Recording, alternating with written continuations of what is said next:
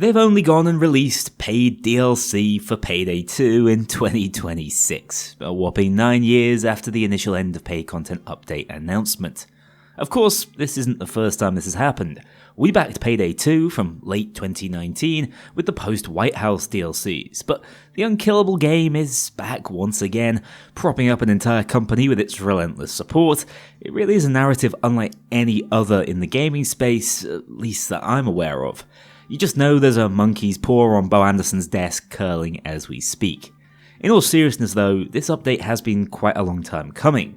Almost as soon as Sidetrack Games took the reins of Payday 2 late last year and started pumping out universally acclaimed update after update, leading to the game actually outselling its more heavily marketed sequel around the Christmas period, it was immediately clear that they had both the ability to produce quality content worth charging for, and that Starbreeze wouldn't miss out on an opportunity to spin this newly re-established popularity into a money-making venture.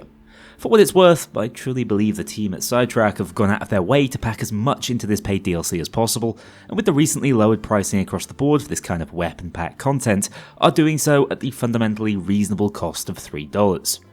Do Starbreeze deserve the body blows they'll be taking in response to this from all corners of the internet? Yeah, absolutely. Whilst the work Sidetrack has done over the past few months is exemplary, and Payday 2 fans are all the better for it, had Payday 3 been the smash hit it was billed to be, I don't think they would have given this team the time of day, so a little schadenfreude at Starbreeze's expense feels more than justified. I, however, am looking at this as Sidetrack Games' first official offering when it comes to paid content in the game they've been superbly stewarding in recent months, and will do my best to keep the company contracting them to do so out of the discussion as much as possible. So with that in mind, I'm happy to tell you they've played a blinder. This is the Espionage weapon pack, containing spy-adjacent tools and lethal weapons with enough James Bond to remain legally distinct, but still carry the spirit of the guy into Payday 2, a game that suits the aesthetic and conceptual playstyle exceptionally well. Rather than just being a 3-weapon DLC as we've come to expect from Starbreeze prior to 2023, this pack contains 3 core weapons, one of which has gameplay warping implications for both loud and stealth, in addition to a new tool taking up the throwable slot, and a new equipment type. Let's get something out of the way immediately. None of these additions particularly exhibit symptoms of power creep or feel like twist-your-arm necessity purchases. Instead, the beauty of this DLC is that almost everything within it gives you alternative ways to play and experience the game without invalidating or cheapening prior strategies and playstyles. That means any purchase should be made entirely of your own volition without feeling the need to cave in to keep up. However, it doesn't mean that these aren't some genuinely genius little creations, especially if you're in the market for a secondary SMG that doubles as a DMR, want to be able to stun guards in place in stealth, or even revive allies from a distance. Let's actually start with the Kknowley's Dart Projector, the most interesting and versatile weapon of the bunch, which opens up a brand new stealth playstyle just through its existence. The dart gun, as I'm going to call it from here on out, is a projectile weapon like the game's bow and arrow arsenal, with middling stats as far as that category is concerned. Its unmodified ammo type is the poison dart, dealing the standard poison bolt damage of just sub 3k, meaning all enemies barring doses can be one-shot and will be stunned upon a successful hit. It has marginally higher damage than the pistol crossbow when equipped with poison, but with a much slower reload rate, actually taking time to charge up the shot to gain increased projectile velocity, and most importantly, not being able to replenish outside of ammo bags. In its base form at least, it feels like little more than a gimmick weapon for a Yell-Wonk challenge run, despite these unique mechanics. However, that's just scratching the surface, as it has 2 ammo types you will want to pick from when running this thing regularly. The Revival Stimulant Dart is its de facto loud option, cutting your ammo capacity down to just 6 shots in exchange for offering an instant revive effect on any target you hit.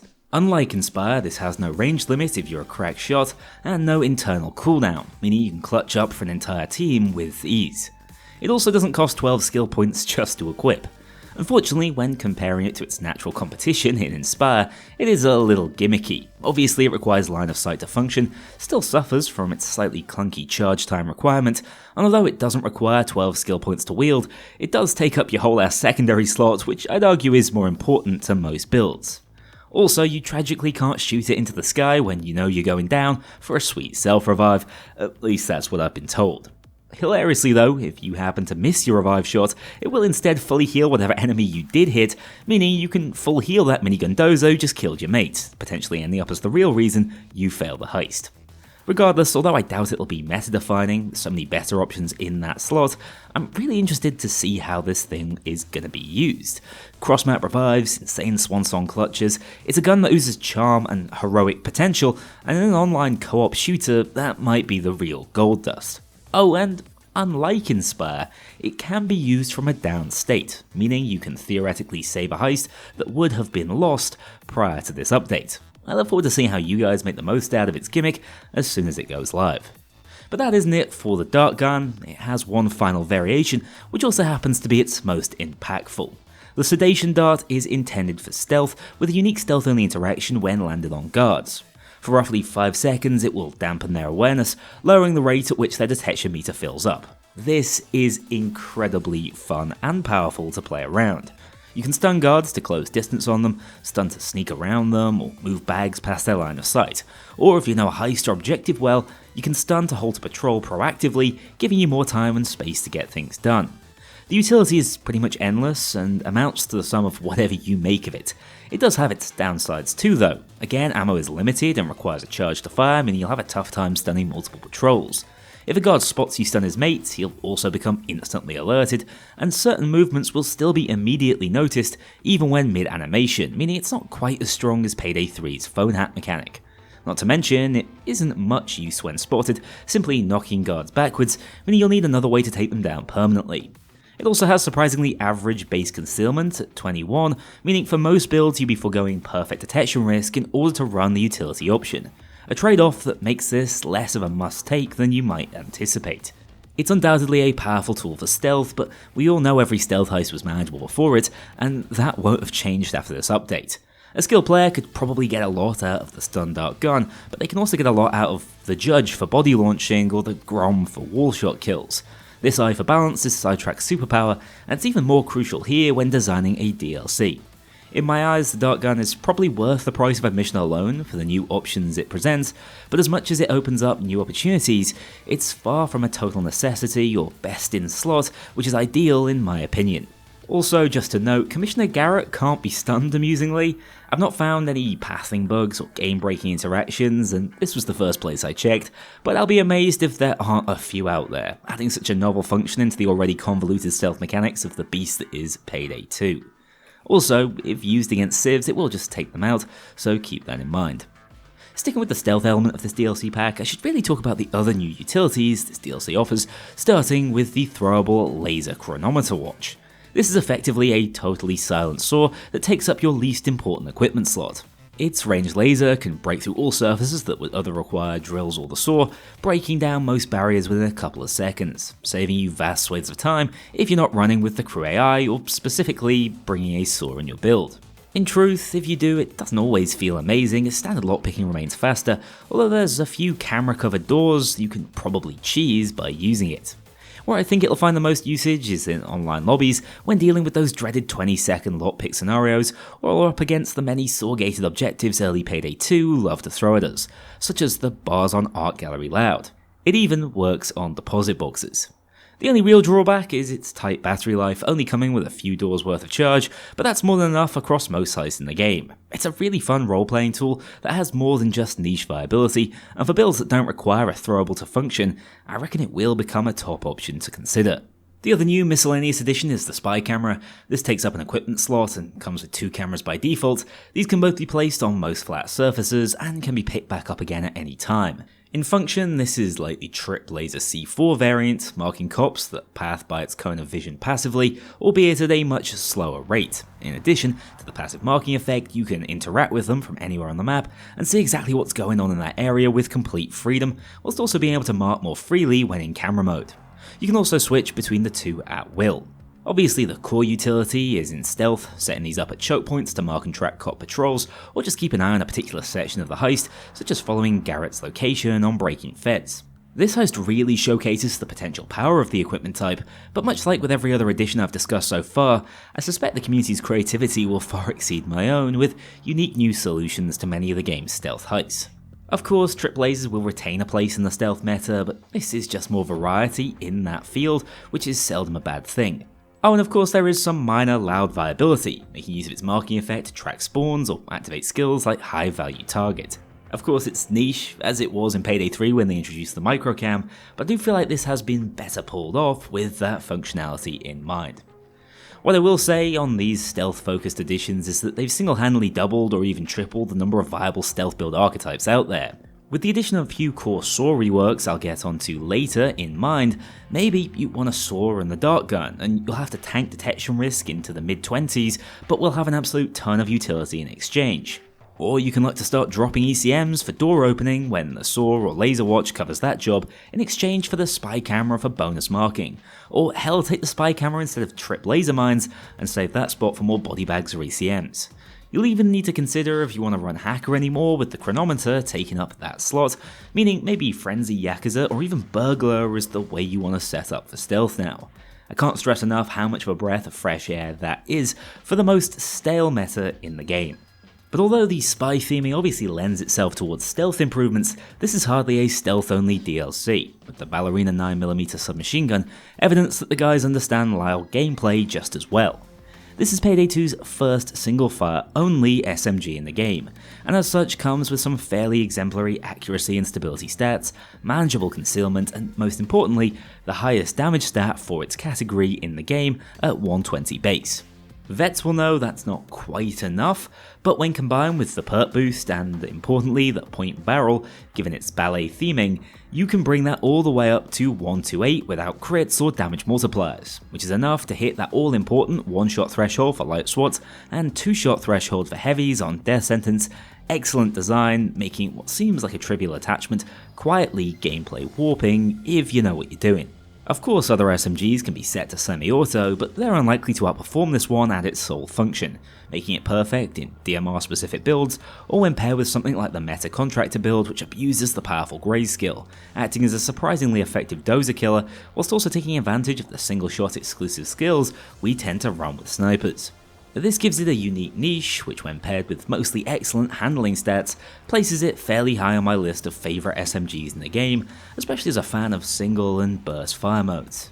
Again though, as seems to be Sidetrack's design philosophy, it's not without its drawbacks, chiefly being the ammo capacity issues it tends to run into, and extremely sluggish switch speed thanks to its unique sideways folding animation, as I assume that's how it's functionally concealable enough to make it into a spy-themed pack. For as stylish as this is, it does come at the cost of meta viability, with many of the other high damage SMGs like the Tatonka or CR805B still offering higher DPS and feeling generally easier to maximise. As a result, as much as I love this weapon, it's far from a straightforward meta call I feel you'll need on your builds.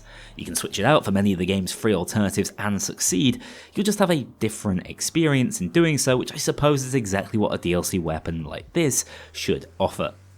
Lastly, we have the Stricks, a relatively unassuming secondary pistol in the high 126 damage category, but with more fire rate than many of its contemporaries and higher capacity than something like the 5.7, but also without that incredible armor-piercing utility. It's a fairly solid pistol in its own right that'll fit into most handgun heavy builds, but what's most interesting about it is that when equipped with the Owl subsonic kit, at a cost of 80 base fire rate, it pretty much turns into a direct side grade of the Baby Deagle or White Streak pistols, which are no longer accessible to new players as tie-ins with Point Break and Hardcore Henry respectively. In other words, Sidetrack found a way to add a new, unique weapon to the game that also happens to functionally make now removed content playable again in a slightly roundabout way. In general, I think they should attempt to make these replacements of lost licensed content free wherever possible, but I think for the innovative way it's been done here, I can't really take points off them, righting the wrongs that came from copious crossovers without thought into where that would leave the game in the future.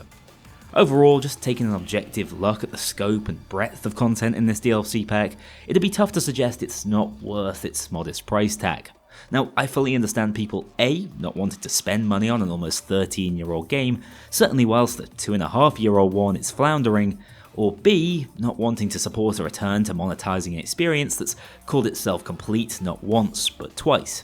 However, even with those understandable perspectives in mind, it's very clear that Sidetrack have done everything in their power to alter the perception of Payday for the better, and somehow pulled off the return to paid Payday 2 DLC with more than a shred of dignity intact. That's no mean feat, and I still look forward to seeing what they come up with next. 4 of the 5 new additions were like a breath of fresh air, which ain't bad when your game's got 13 years of crust on it. That's just horrific image fresh in your mind. I'd like to remind you that every Sidetrack update has gone off in its own direction, and it wouldn't be right to just leave us with DLC content to talk about. No, this update also, front to back, fixed the saw.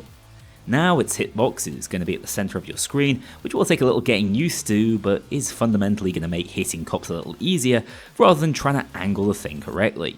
This is important because they are retooling it into a bit of a monster for combat, quadrupling its base damage from 23 to 92, while still giving it the same time to break locks, as that multiplier has always existed as a hidden stat.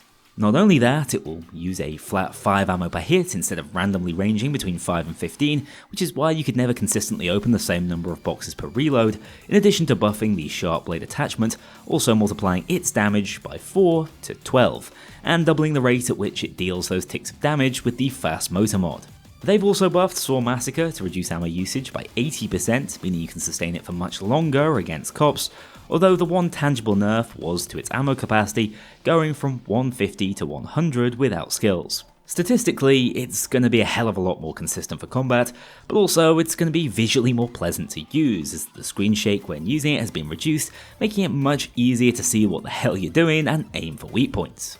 I'll be honest, especially against shields with Saw Massacre aced, this thing is now a beast, deleting them off the map without a second glance, and just generally fitting better into most builds as more than simply a utility option, but a genuinely viable DPS tool when caught out in a pinch. This is the Saw's final form, living up to what it was always meant to be. Oh yeah, and I haven't even touched on the buffs to this thing in stealth, with the silent motor alert radius brought down from 8.5 meters to 2. Once more, for door-heavy heists, this is now a godsend, giving you an option to speed through certain objectives in exchange for carrying a less concealable weapon. You actually have to go out of your way to be heard using this thing now, meaning many of my old favourites, like Train Heist and Election Day, will be back in the rotation. I say old favourites because this style of silent soaring used to be achievable before it was patched by free-firing it before placing it against the thing you wanted to open, a well-known glitch that was surprisingly removed shortly after Payday 3 came out. Now it's back, but as more of a feature, not requiring any unusual strats to access, and instead being a universal option across all stealth builds, actually leaving you with quite a conundrum on what to prioritise on many heist setups. Finally, bonus patch note roundup, they've fixed Heavy Zeal snipers not spawning in holdout. I think these guys went when the marksman came in, but they are back as deadly late round spawns that tend to hit after the 20-minute mark, appearing rarely but dealing massive damage when given the opportunity. A bit of a weird one, but now any cops taken down in loud will alert other nearby enemies, which I assume makes groups of cops more responsive to actions, especially aggressive ones in their vicinity, meaning less staring into the abyss whilst all their mates see the light. And with the addition of the new DLC throwable, we now have a stat display panel for these things, giving you better insights into the number behind what makes them unique, which would have previously required a mod to understand at a glance. As ever, just spot on across the board, fixing long, troublesome bugs, and making improvements you forgot the game needed 5 years ago. That's in addition to what I suspect will be a very successful DLC release, catering to both loud and stealth players exceptionally well. The jump in scope and quality should shine through, although I know many will be well within their rights to bemoan Starbreeze's return to this business model. Just remember, it ain't Sidetrack calling the shots on this one when you're aiming the old two-finger salute at someone. Anyway, Payday 2 DLC, I'm back in my prime, feeling young again, sort of. I hope you enjoyed this video, guys. If there's one thing even more predictable than Starbreeze going back to selling content for Payday 2, it's me reminding you I've got a range of Apex Gaming PCs for you to peruse at your leisure, found down in the description below. Regardless, I've had fun, maybe you have too. I'm sure you've got loads of thoughts to share down in the comments below, but with that, I am out of here. Take care, I'll see you very soon.